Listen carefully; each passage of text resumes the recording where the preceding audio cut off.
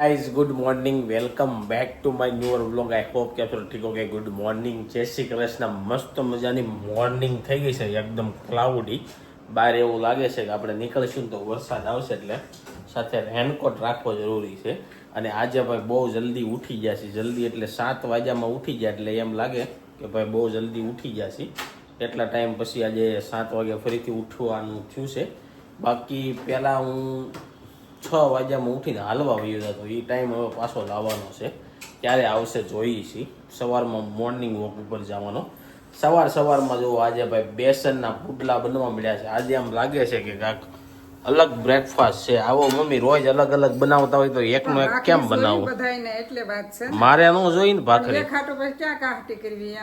જો આપણા ગુજરાતી ફેમિલીમાં એવું છે 4 લોકો ભાખરી ખાતા હોય તો એક આટું મગના ચીલા કેમ બનાવે એવું થાય તો જો મસ્ત યલો સવારમાં ભાઈ શેણાના રોટના પુડલા બને છે આ ડોક્ટર એટલે ખાવાનું કે આમાં પ્રોટીન ને એવું હોય તમે ભાખરી ખાવ એમાં શું હોય આસો કુસો સવારમાં ખાવા જોઈએ બધાને એવું છે તો આ પુડલા એટલે બને છે કે ભાઈ રોનકને કાલના બ્લોગમાં તમે જોયું છે કે ભાઈ હોસ્પિટલમાં દાખલ કર્યા છે ત્યાં લઈને અત્યારે ટિફિનને લઈને જવાનું છે અને મારે આજ ખાવાનું છે આજે તો જો ભાઈ આ બાજુ આપણા રેડી થઈ ગયા છે પુડલા અને નાસ્તો કરવા માટે બેસી ગઈ અહીંયા બેસી ગઈ છે સોનલ ગુડ મોર્નિંગ જય શ્રી કૃષ્ણ આને તો સવારમાં લીંબુ લગાવ્યું આની ઉપર લીંબુ કોણ તો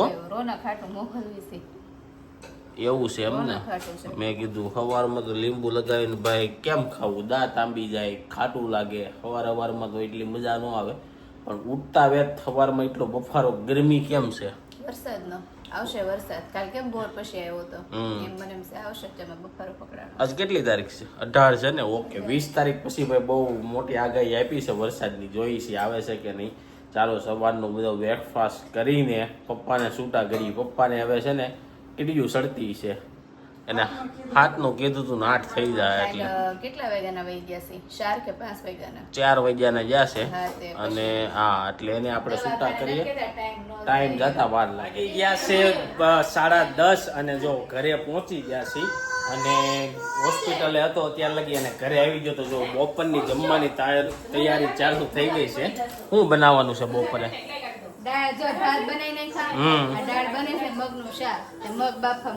ઓકે દાળ ભાત અને મગનું શાક થઈ ગયું છે રેડી આજ બહુ જલ્દી બપોરની તૈયારી ચાલુ થઈ ગઈ છે કારણ કે હોસ્પિટલે ટિફિન લઈને જવાનું એટલે 12:30 તો દર્દીને જમાડવું પડે અને આ બાજુ જો રિસીવ જાગી ગયો છે હું ગયો હતો ને ત્યારે સૂતો હતો અત્યારે જાગી ગયો છે રિસીવ શું કરશો તું હે એ ભમ થયો જો ટ્રક રિસીવ ને ટ્રેક્ટર ને ટ્રક ને બધું બાંધીને અહીંયા ખેહા રાખે છે નું કામ જો હાલે હાઈક હવે કેમ હાંકવાનું હજી નાવાનું બાકી લાગે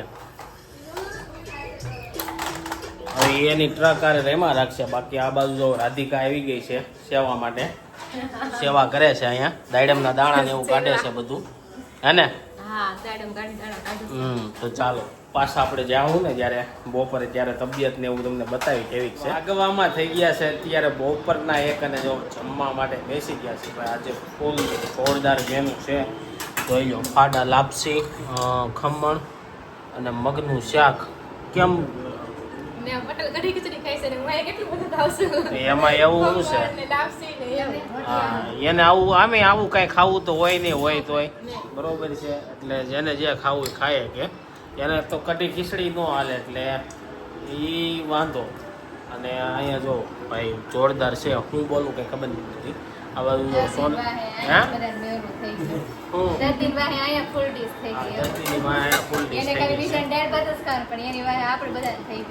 ખાલી દાળ ભાત જ ટિફિનમાં નાખજો દાળ ભાત ને સાઈઝ ખાય છે કે નહીં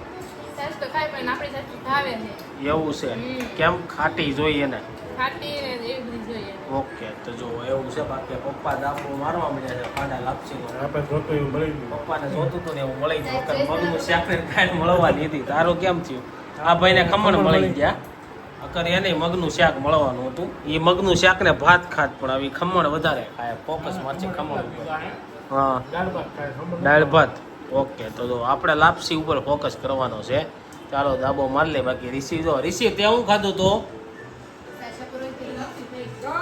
ગળ ખાધો એને લાપસી ખાધી ને એટલે એને ગળ જ લાગે. ગળ્યું આપો એટલે એને ગળ. જાય છે આપણે ટિફિન દેવા માટે ને રિસીવને લેતા જાય છે. અરે રિસીવ ક્યાં જવાનું છે? કોની પાસે જવાનું છે? ફુવા ક્યાં છે? શું કરાવવા ગયા છે? હે? ના ભાઈ ના, દવાખાના વાળાને રોવરાવે એમ છે. એ કઈ નથી રોવે. પછી કઈ કહેવાય નહીં હો આ દવાખાનું જોઈને રોવે કે ન રોવે, એ કઈ નથી ખબર. કાંઈ નહીં, લઈને જાય પછી ખબર પડે કે શું કરે છે. ઘરે આવી ગયા છે ને જો રસ્તામાં છે ને રાધિકાને લેતા આવ્યા છે, કારણ કે એ સવારની 12 વાગ્યાની ગઈ હતી તો 5 વાગ્યા લગી રહી હતી. અત્યારે પપ્પાની ડ્યુટી થઈ ગઈ છે. હવે પાછું સાંજનું જમવાનું લઈને જઈશું. સાંજે હું જઈશ, પપ્પા આવી જાય એવું કાંઈક કરીશું, જોઈશી સાંજે કોને રહેવાનું થાય છે. અને રિસીવને હાથમાં બિસ્કિટ આવી ગયું છે, તો બિસ્કિટ કોણ લેવું છે? હે, બિસ્કિટ કોણ લેવું છે? રિસીવ, તું કેમ રિંગ કરતો તો હાથમાં? તે કેમ રિંગ પહેરી હતી? ટ્રેન આવી ને તો ટ્રેન બતાવે છે. હાથમાં રીંગું પહેરી હતી તેને મમ્મીને ઠેઠ બતાવવા ગયો, તેના મમ્મી જાગી ગયા. અને હવે જો એમ રિસીવ કામ કરે, જોઈએ છે કરે છે કે નહીં. મૂક્યા જા, મૂક્યા જા. જો રિસીવ એમ કામ બધું કરે. ગ્લાસ નાખી દીધો હોય તો ગ્લાસે મૂકી આવે. કા રિસીવ? રિસીવ ડાયો દીકો છે, જો ગયો હોય ઘોડો લઈ. આ તો હાથમાં ખાવાનું છે ને એટલે, બાકી ઘોડો જાય ભમ ભમ. કા રિસીવ? શિવા કેમ ઘોડો હાકે? હા, ન્યા નહીં, ચોકડીમાં. એ મમ્મીને દેવા ગયો. મમ્મી સામે હું થશે ને તે બોલ. અને ભાઈ આપણે આજે બ્લિંકેટમાંથી 3જો 4થો ઓર્ડર કરી દીધો છે. ટૂંક સમયમાં આપણી કોફી આવતી છે. હું ક્યારે એવું માનતો નહીં કે ભાઈ ઓનલાઈન મગાવવું જોઈએ કે ન મગવાય એમ, પણ હવે એમ થાય 1-2 વાર યુઝ કરો ને તો હેબિટ પડી જાય કે ભાઈ કાંઈ મગજમારી નહીં, વિચારવાનું નહીં, બેઠા બેઠા લિસ્ટ બનાવો. હમણાં એ ભાઈ આવી જાય 5 જ મિનિટમાં. તમે જે મગવો ને એ આપી જાય. અને આ બાજુ જો શું જોશો? તો તું તો ટ્રેન જ જોશો, અમને ખબર છે.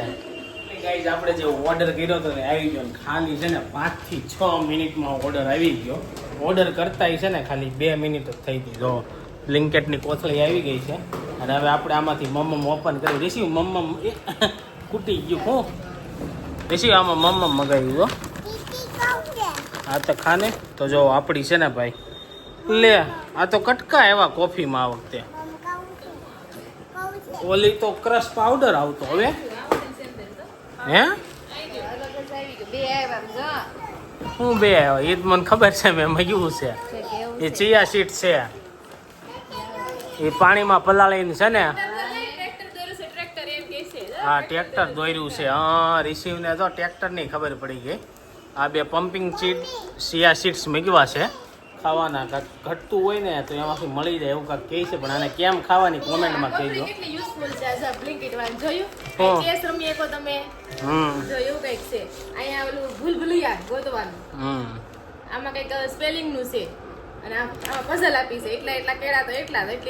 એવું નથી ને કાંઈક પઝલ સોલ્વ કરી દે તો કાંઈક આપે, એવું કઈ નથી ને. તો જો પમ્પિંગ સીટ્સ મગવી નાખ્યા છે.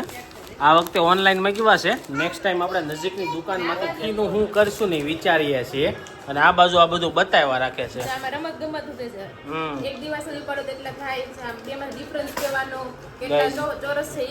માઇન્ડ વાઇપર હો ભાઈ ઠેલીમાં આ લોકો.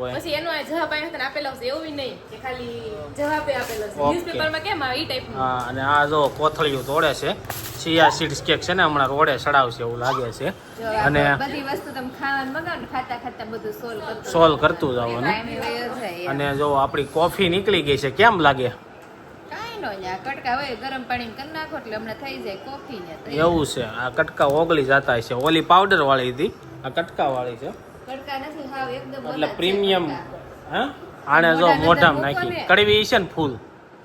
મોઢાની અંદર મૂકો ને પાણી પાણી થઈ જાય એવું છે. એટલે ઓગળી જાય રેડી. પાવડર નથી એટલે આ થોડુંક પ્રીમિયમ કહેવાય. આ ઓલું પાવડર હતો ને એ લોકલ કહેવાય. આ થોડી ગંતી પ્રીમિયમ, બગડ્યા નહીં. તો ચાલો હવે આને કોફી બનાવીને ટ્રાય કરીએ ને જોરદાર મજા લઈએ. મેં લઈ લીધો છે ઘોડો અને રિસીવ પાસે છે વોકર. આપણે રિસીવને ભમ કરી દેવાનું છે.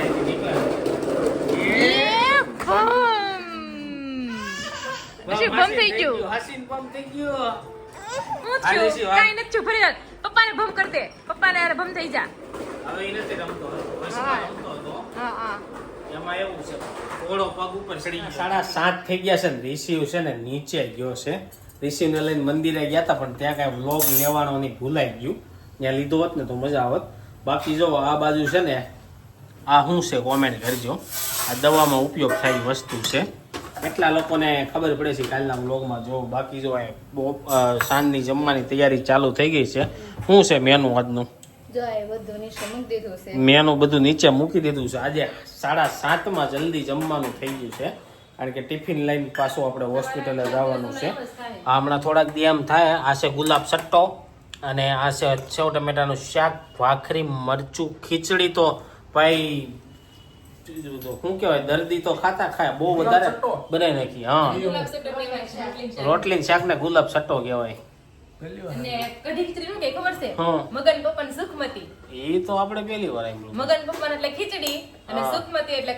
કઢી તો ગાઈઝ આ તમને ખબર હતી કે નહીં કોમેન્ટ કરજો મને તો નહોતી ખબર હે મારા વ્લોગ જોતા છે ને એને ખબર જ હશે તો એવું છે આ બાજુ જો ભાઈએ તો પૂરું કરી નાખ્યું કેમ સેવ ટમેટાનું શાક ને ભાખરીનો દાબો નો માર્યો આપણે અડધી જ હોય ભાખરી ગાઈઝ મારે અડધી ભાખરી ખાવાની છે મને છે ને આમ અહેસાસ થયો કે રાતે જેટલું લાઈટ ખાવ ને એટલું તમને બહુ મજા આવે બપોરે અને સવારે ફૂલ એવી ખાઈ લેવાનું રાતે છે ને લાઈટ ખાવાનું હું જેદી આખી ભાખરી ખાઉં તેથી મને નીંદર પૂરી ન થાય જેદી અડધી ખાઉં તી મસ્ત ડીપ સ્લીપ થઈ જાય હે સવારમાં છે ને મહારાજા જેવું ખાવાનું બપોરે રાજા જેવું ખાવાનું અને સાંજે ગરીબ જેવું ખાવાનું આપણે અવળું છે હવે ચા એટલે એ તો સારું કે હાવ નો ખાતા હોય એને કહેવાય અમુક લોકો સવારમાં ખાતા જ ન હોય એવું ન હોય ઘણા ખાતા ન હોય પણ સવારમાં ચા ન ખાવી જોઈએ એમ એવું એક કપ ચા એ કાંઈ ન થાય આ તો જાપે 10 કપ ચા પીતા હોય ને ઈ કહેવાય બાકી ચા હારી અને બધું હરકું ખાય છે અમીર હોય ગરીબ હોય બધાને હરકું ખાવા